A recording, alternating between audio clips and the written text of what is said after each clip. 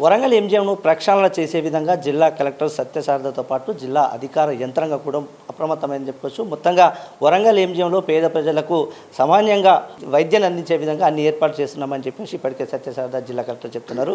ఇందులో భాగంగా వరంగల్ ఎంజీఎంలో అసలు ఏం జరుగుతుంది, ఎలాంటి ప్రక్షాళన చేసేందుకు నూతనంగా బాధ్యతలు చేపట్టిన ఇక్కడ ఉన్నటువంటి సూపరింటెండెంట్ రెడ్డి గారు మనతో ఉన్నారు. ఆయన అడిగి తెలుసుకున్న పెద్ద జీతం.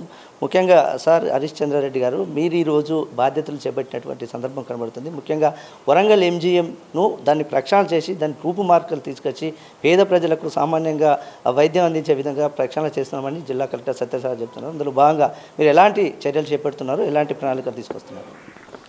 సో మనం ఛార్జ్ తీసుకోగానే మెయిన్గా హాస్పిటల్లో ఏమేమి సమస్యలు ఉన్నాయి, ప్రాబ్లమ్స్ ఎక్కడ వస్తున్నాయి అన్నది కొంచెం కులశకంగా చూడడం జరిగింది. 1 మంత్లో కూడా కొన్ని చర్యలు కూడా తీసుకోవడం జరిగింది. నేను అబ్జర్వేషన్ చేసింది ఏంటంటే మేజర్గా స్టాగ్నేషన్ వల్ల, అంటే ఓపీకి వచ్చిన తర్వాత పేషెంట్స్ తొందరగా రిజిస్ట్రేషన్ కాకపోవడం, చాలామంది అక్కడ స్టాగ్నేట్ అవ్వడం, అప్పటి వరకు పేషెంట్స్ ఓపీలోకి వెళ్ళకపోవడము, తర్వాత సడన్గా ఒకటేసారి ఫ్లో లోపడిపోవడము. సో సడన్గా పేషెంట్స్ బర్డెన్ ఒకటేసారిగా ఫ్లడ్ గేట్లు తీసినట్టుగా లోపలికి వెళ్ళిపోవడం, ఆ తర్వాత సర్వీసెస్ కొంచెము ఇబ్బంది జరుగుతూ ఉంది. సో ఇవి స్ట్రీమ్ లైన్ చేయాలంటే మనము స్టార్టింగ్లోనే పేషెంట్ వచ్చిన వాళ్ళకి వచ్చినట్టుగా మనం ఓపీ స్లిప్స్ ఇచ్చేసి లోపలికి మూవ్ చేయాల్సి వస్తుంది. సో ఎప్పుడైతే 9 o'clock కల్లా పేషెంట్స్ మనకు ఓపీ ముందరికి వస్తే డాక్టర్లు కూడా ఆటోమేటిక్గా మార్నింగ్ 9 కల్లా వచ్చేసి వాళ్ళు కూడా క్లియర్ చేయడం జరుగుతుంది. ఆ తర్వాత ల్యాబ్ సర్వీసెస్ కానీ, అలాగే రేడియాలజీ సర్వీసెస్, ఎక్స్రేస్, అల్ట్రాసౌండ్ అట్లాంటివి కూడా క్రమబద్ధీకరించుకోవాలా. సో వీటిలో కొన్ని సమస్యలు ఏమున్నాయంటే మ్యాన్ పవర్ వరకు మనం సెట్ చేసుకోగలుగుతాం, కానీ ఎక్విప్మెంట్ ఇష్యూస్ ఉన్నాయి. కొన్ని ఎక్విప్మెంట్ ఇష్యూస్ అంటే మనకి 5 అల్ట్రాసౌండ్ మిషన్స్ ఉన్నాయి. రోజు సుమారు 200-300 అల్ట్రాసౌండ్ చేస్తూ ఉంటారు. సో అల్ట్రాసౌండ్ 5 మిషన్లకు కానీ మనకు 2 పని చేస్తున్నాయి. సో దానివల్ల ఏమవుతుందంటే డాక్టర్స్ ఉన్నా కానీ మెషిన్స్ లేని ఒక పరిస్థితి. అవి కూడా కొంచెం సర్వీసింగ్ చేసుకుంటే రిపేర్ అయ్యేటివన్నీ, కండెమ్ చేసి కొత్తవి తీసుకోవాల్సినవన్నీ మనం ఎట్లాగో నెక్స్ట్ ఈ అనతి కాలంలోనే మనము పిఎంఎస్ఎస్ మన కొత్త సూపర్ స్పెషాలిటీ బ్లాక్లోకి వెళ్ళిపోతాం కాబట్టి ఆల్రెడీ ఆ ఎక్విప్మెంట్ శాంక్షన్ అయి ఉన్నది. కాబట్టి ఈ కొద్ది కాలము ఉన్న ఎక్విప్మెంట్తో ఎట్లా మేనేజ్ చేసుకోగలుగుతామో, ఏమన్నా రిపేర్ చేసుకొని మేనేజ్ చేసుకోగలుగుతామా, సో సాధ్యమైనంత వరకు టర్న్ ఓవర్ పెంచుకోవడానికి, పర్ అవర్ టర్న్ ఓవర్ పెంచుకోవడానికి ఏమేం చేయగలం అన్న దాని మీద జరుగుతూ ఉన్నది. ఆ భాగంలోనే ల్యాబ్ సర్వీసెస్ ఇంప్రూవ్ చేయడానికి కోఆర్డినేషన్ మీటింగ్, అలాగే రేడియాలజీ సర్వీసెస్ ఇంప్రూవ్ చేయడానికి కోఆర్డినేషన్ మీటింగ్స్ అవి ప్లాన్ చేస్తున్నాం. ప్రధానంగా గతంలో చూసుకుంటే ఏదైతే ఓపీ విషయంలో దాదాపుగా 3 నుంచి 4 రోజుల సమయం పెట్టినటువంటి సందర్భాలు గతంలో కూడా చూసాము. సో అదన్నిటికీ భిన్నంగా ఈరోజు టెక్నాలజీని కూడా వాడుతున్నటువంటి అంశం వరంగల్ ఎంజీఎంలో కొనసాగుతుంది. ఈ టెక్నాలజీ అంశం ఎలా కొనసాగుతుంది, అవేర్నెస్ ఎలా చేస్తున్నారు? ఇది దాదాపు 2-3 సంవత్సరాల నుంచి కూడా మేము ఈ ఆన్లైన్ టెక్నాలజీ ఏదైతే ఉందో ఈహెచ్ఐఎంఎస్ అంటాం మనం దాన్ని. So hospital information management system, ఇది సెంట్రల్ గవర్నమెంట్ ఇనిషియేటివ్, స్టేట్లో కూడా చాలా పకడ్బందీగా అమలు జరుగుతూ ఉన్నది. సో మేము గత స్టేషన్లో కూడా ఇది చేసాము. పేషెంట్ రాగానే వారి ఆధార్ పరంగా ఒక ఓటీపీ కానీ, లేకపోతే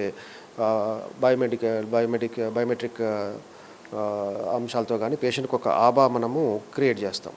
సో ఒక ప్రొఫైల్, ఆ పేషెంట్ సంబంధించినంత వరకు మొత్తం డాటా, తర్వాత అతని ఇన్వెస్టిగేషన్స్ ఇవన్నీ కూడా ఇది క్రమేపీ ఒక్కొక్క మాడ్యూల్ యాక్టివేట్ చేసుకుంటూ వెళ్తున్నారు.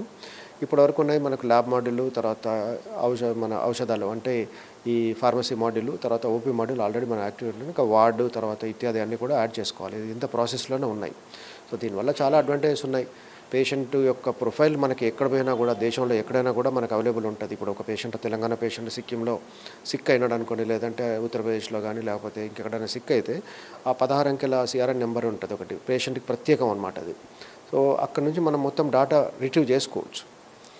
సో వారికి సంబంధించిన గతంలో ఉన్న జబ్బులు కానీ, అతను వాడుతున్న ట్రీట్మెంట్ మెడిసిన్స్ కానీ, అతని ఇన్వెస్టిగేషన్స్ గతంలో ఎలా ఉన్నాయి అన్నది కానీ మొత్తం. సో ఈ టెక్నాలజీ అన్నది మనము పేషెంట్కి యొక్క సర్వీసెస్ చాలా బెటర్మెంట్ చేసుకోవడానికి, ఇంప్రూవ్ చేసుకోవడానికి చాలా ఉపయుక్తం అన్నమాట. ప్రధానంగా ఇంత పెద్ద వరంగల్ ఎంజీఎంలో ఏదైతే వైద్య అనంతరము రోగులు బయటికి వెళ్ళాల్సిన పరిస్థితి ఏర్పడుతుందని చెప్పేసి అభిప్రాయం వ్యక్తం. ముఖ్యంగా మందుల విషయంలో అయితేనేమి, ఏదైనా ల్యాబ్ల విషయంలో అయితేనేమి, స్కానింగ్ విషయంలో అయితేనేమి, బయటికి వెళ్ళాల్సి అంటే బయటి ప్రైవేట్ వాటిని ఆశ్రయించాల్సిన పరిస్థితి ఏర్పడుతుంది రోగులు చెప్తున్నారు. ఎందుకు ఆ పరిస్థితికి ఏర్పడుతుంది? కొన్ని ఇన్వెస్టిగేషన్స్ అవ్వట్లేదన్న విషయం నా పరిశీలనలో తేలింది. సో ఆ ఇన్వెస్టిగేషన్స్ బయటికి పంపిస్తున్నట్టుగా కూడా తెలిసింది. పేషెంట్ ట్రీట్మెంట్ ఇవ్వాలంటే ఇన్వెస్టిగేషన్స్ మీద డిపెండ్ అవ్వడం కంపల్సరీ. అయితే మనమన్నా ఇవ్వాలి, లేదంటే ఎక్కడి నుంచైనా తెచ్చుకోవాలి. సో ఎందుకు బయటికి వెళ్ళాల్సి వస్తుంది, ఏవో ఆ ఇన్వెస్టిగేషన్ చేసే పరిస్థితులు మన దగ్గర లేవా, లేకపోతే ఎందుకు లేవు అన్న దాని మీద ఇప్పుడు ఒకటి కోఆర్డినేషన్ మీటింగ్ నడుస్తూ ఉన్నది. వన్ ఆఫ్ ది మెనీ అట్లా. సో సాధ్యమైనంత వరకు మనకు అన్ని ఇన్వెస్టిగేషన్స్ అవైలబుల్ చేసేదానికి మేము కృషి చేస్తున్నాము. రియేజెంట్ సప్లై ఉన్నాయా, సప్లై లేకపోతే మేము కొన్ని చిన్న చేయించడానికి చూస్తున్నాము. అలాగే T Hub Telangana diagnostic hub ఏదైతే హన్మకొండలో ఒకటి ఉందో అక్కడ నుంచి కూడా డిఎంఎండ్హెచ్ఓ గారిని హన్మకొండ డిఎంఎండ్హెచ్ఓ గారిని రిక్వెస్ట్ చేయడం జరిగింది. వారి సర్వీసెస్ కూడా ఉపయోగించుకుని వారు ఒప్పుకున్నారు. సో అక్కడ నుంచి కూడా త్వరలోనే సర్వీసెస్ మీ శాంపుల్స్ మనం అక్కడ పంపించేస్తే వాళ్ళ ఒక సిస్టమ్ ఉంటుంది పూర్తిగా. మీరు ఇందాక అన్నారు కదా సాంకేతిక పరిణామాలతో. సో అక్కడ ఏంటంటే ఇన్వెస్టిగేషన్స్ 2-3 అవర్స్లోనే మనకు ఆన్లైన్ అయిపోతాయి. సో ఆ స్పోక్ ఎంజిఎంని ఒక స్పోక్గా యాడ్ చేసుకోవడానికి ఒకటి, తర్వాత మనం మళ్ళీ మన సైడ్ నుంచి కూడా శాంపుల్స్ అక్కడ పంపించేసి సాధ్యం తొందరగా అక్కడ ఇన్వెస్టిగేషన్ చేసి అప్లోడ్ చేసేస్తే మనం ఇక్కడ డైరెక్ట్ వార్డ్లో మనము ప్రింట్అవుట్ చేసుకోవచ్చు. సో ఇది కూడా ప్రయత్నం చేస్తున్నాము. సాధ్యమైనంత వరకు ఇన్వెస్టిగేషన్స్ ఎంజిఎంలోనే గవర్నమెంట్లోనే అయ్యే విధంగా ప్రయత్నాలు చేస్తున్నాం. మీరు అన్నట్టుగా వరంగల్ ఎంజిఎంకు అదేవిధంగా టీ హబ్కు సంబంధించినటువంటి అంశంలో వరంగల్ సెంట్రల్ కేంద్రంగా కూడా గత ప్రభుత్వాలు అయితేనే ఇప్పుడున్న ప్రభుత్వాలు అయితే పెద్దపీట వేసినట్టు సందర్భం కలుగుతుంది. ఇప్పుడు వరంగల్ ఎంజిఎం తో నూతనంగా ఒక వైద్యశాలను కూడా తీసుకొచ్చినాం. దానికి అక్కడ ఉన్న ఫెసిలిటీస్ ఎట్లా ఉన్నాయి, ఇక్కడ ఫ్యాకల్టీ ఎట్లా ఉన్నాయి, ఫ్యాకల్టీ పరిస్థితి ఎట్లా ఉంది? ఫ్యాకల్టీ దాదాపు ఫుల్గానే ఉంది ఇక్కడ. మనకి ఎక్కడో తప్పితే పెద్దగా డెఫిషియన్సీస్ ఏం లేవు. కావాల్సినంతమంది ల్యాబ్ టెక్నీషియన్స్, తర్వాత ఇతర సిబ్బంది కూడా అందరూ సరిపడంత మంది ఉన్నారు. అప్పుడు ఒక ఆడవాడ కొంచెం ఎక్కువనే ఉన్నట్టు అనిపించింది. సో ఇప్పుడు ఏంటంటే మెయిన్గా సమన్వయపరచుకోవడమే ప్రధానమైనటువంటి సమస్య. సో ఆ ప్రయత్నంలోనే ఉన్నాం. ప్రధానంగా ఇన్పేషెంట్ ఓపీలకు సంబంధించినటువంటి విషయంలో గతంలో కంటే ఇప్పుడు పెరిగింది అనేది కూడా మనకు తెలుస్తూ ఉంది. దానికి సంబంధించిన విషయంలో ఎలా ఉంది, దాని ప్రక్రియ ఎంత ఆదరవుతున్నారు, ఎంతమందికి జరుగుతుంది? ఇప్పుడు మనం చూసినట్టయితే పేషెంట్స్ వస్తున్నారు. ఇప్పుడు ఐసీయూలో మనకున్నటువంటి బెడ్స్ కాకుండా మినిమమ్ ఒక 6 ఎనీ గివెన్ టైం 6-7 మనము స్ట్రెచర్ల మీద కానీ లేకపోతే మేక్ షిఫ్ట్ బెడ్స్ మీద కానీ ట్రీట్మెంట్ చేస్తున్నాం. మరి ఐసీయూ ఎక్స్పాండ్ చేయాలా, ఇంకొక 20 బెడ్స్ యాడ్ చేసుకుంటే మనం కంఫర్టబుల్గా ట్రీట్మెంట్ చేసుకోవచ్చు. సో అదే విషయాలు సాధ్యాసాధ్యాలను అన్నీ కూడా, ఎందుకంటే మనకి స్పేస్ కన్స్టెంట్ ఉంది, తర్వాత ఆక్సిజన్ పైప్ లైన్స్, తర్వాత వెంటిలేటర్స్. ఇప్పుడు మన టీమ్స్ నుంచి వచ్చిన అన్ని వెంటిలేటర్స్ కూడా ఒకసారి సాంకేతికంగా పరిశీలించి ఎన్ని పనిచేస్తున్నాయి, చిన్న ఎక్విప్మెంట్ పెట్టుకుంటే సెన్సార్లనండి లేకపోతే దానికి సంబంధించినటువంటి ఎక్విప్మెంట్ మనం ఏదైనా ఖర్చు పెట్టుకొని రిపేర్ చేసుకుంటే వెంటిలేటర్స్ అందుబాటు చేయగలుగుతామా, ఇవన్నిటి మీద ఒక సమగ్రమైనటువంటి పరిశీలన జరుగుతూ ఉన్నది. సాధ్యమైనంత వరకు సర్వీసెస్ ఇంప్రూవ్ చేయడానికి అన్ని రకాల ప్రయత్నాలు చేస్తున్నాం with the coordination of all the heads of the department and my administrative team. ఉత్తర తెలంగాణకే తలమానిక నిలిచినటువంటి వరంగల్ ఎంజిఎంలో చుట్టుపక్కల ప్రాంతాలు అంటే ఇక్కడ ఉన్న ప్రాంతాలతో పాటు చుట్టుపక్కల ప్రాంతాల వారు కూడా ఎక్కువగా లేబర్కి సంబంధించిన ప్రాంతాల వారు వస్తారు. వారి నుంచి కొంత గొడవలు జరిగిన సందర్భాన్ని అవుట్ పేషెంట్ కానీ అక్కడ ఉన్నటువంటి ఇన్పేషెంట్లకు సంబంధించినటువంటి వారికి గొడవలు జరిగినటువంటి సందర్భాలు గతంలో ఉన్నాయి. సో వారన్నింటిని ఎలా మెయింటైన్ చేస్తున్నారు? దొంగతనాలు కూడా ఎక్కువగా ప్రాధాన్యత వరంగల్ ఎంజిఎం అని కూడా పేరు వస్తుంది. దీన్ని మీరు పోలీసు వారి సహకారంతో ఎలా కోఆర్డినేట్ చేసుకోబోతున్నారు? ఒకటి, పేషెంట్స్ హ్యాపీగా లేనప్పుడు ఒక సిచ్యువేషన్ వచ్చిన తర్వాత మనం సరిగా రియాక్ట్ కాలేదని అనుకున్నప్పుడు వచ్చే ఇష్యూస్ కొన్ని ఉంటాయి.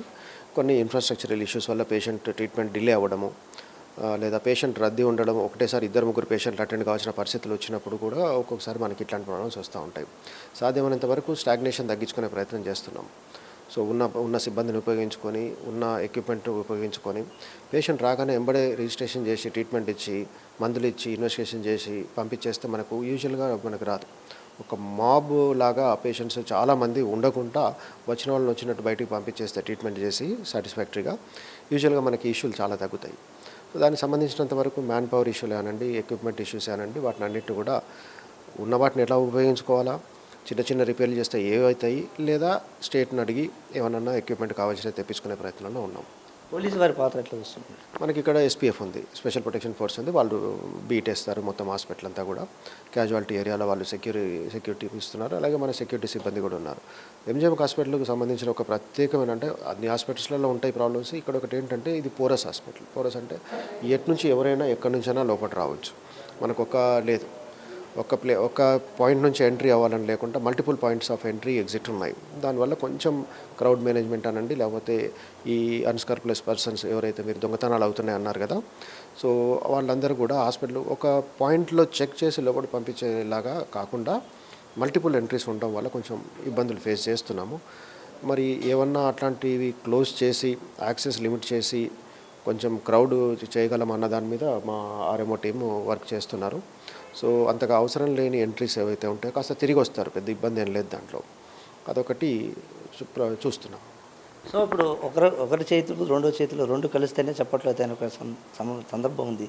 సో మీరు మీ పొజిషన్లో వండుకుంటూ అసలు రోగులకు వచ్చేటువంటి పేషెంట్ కేర్ వాళ్ళకి ఏం చెప్పబోతున్నారు? యూజువల్గా పేషెంట్స్ వాళ్ళకి వాళ్ళ ట్రీట్మెంట్ విషయంలో కానీ వాళ్ళ సాటిస్ఫాక్షన్లో నాట్ నెగోషియబుల్. వాళ్ళు ఎవరు కూడా ఉన్న పరిస్థితులు చూస్తారు. ఇది బాగాలేదు అని అడిగే చెప్పే హక్కు వాళ్ళకి ఎప్పటికీ ఉంటుంది. సో రిసెప్టివ్గా ఉంటున్నాము. ఏమన్నా సమస్యలు చెప్పినప్పుడు మరి వాటిని ఎట్లా మేము సాల్వ్ చేయగలము, ఒకసారి ఒక విధాన సమస్య వచ్చినప్పుడు మళ్ళీ ఆ సమస్య పునరావృతం కాకుండా ఏం చేయగలం అన్నది మేము మాకు అడ్మినిస్ట్రేటివ్ టీమ్ అందరం కూడా ఆ ప్రయత్నంలోనే ఉన్నాం.